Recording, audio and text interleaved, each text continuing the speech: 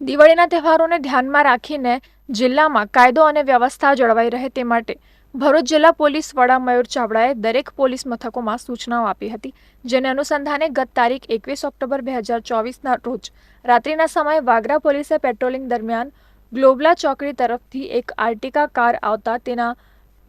ચાલકને કાર ઊભી રાખવા પોલીસે ઇશારો કર્યો હતો. તેમ છતાંય કાર ચાલકે કાર ઊભી નહીં રાખી કાર પૂર ઝડપે ભેરસમ ગામ તરફ ભગાડી નાસી ગયો હતો, જેથી પોલીસને શંકા જતા ખાનગી કારમાં ફિલ્મી ઢબે પીછો કર્યો હતો. આ સમયે આર્ટિકા કારના ચાલકથી ભેરસમ ગામની નવી વસાહત નજીક રોડના વળાંક પાસે પલટી મારી જતા રોડની બાજુમાં કાર ખેતરમાં ઊંધી પડી ગઈ હતી. કાર પલટી ખાતા જ અંદર ભરેલો ભારતીય બનાવટનો વિદેશી દારૂનો જથ્થો માર્ગ ઉપર ફેલાઈ ગયો હતો, જેથી પોલીસે કાર ચાલકની દારૂનો જથ્થો અને કાર મળી કુલ ₹12.4 લાખના મુદ્દામાલ સાથે અટકાયત કરી કાયદેસરની કાર્યવાહી હાથ ધરી હતી.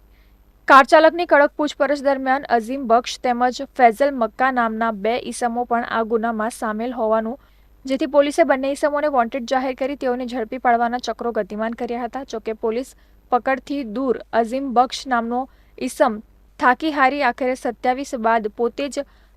વાગરા પોલીસ મથકે હાજર થઈ જતા પોલીસે તેની અટકાયત કરી કાયદેસરની કાર્યવાહી હાથ ધરી છે.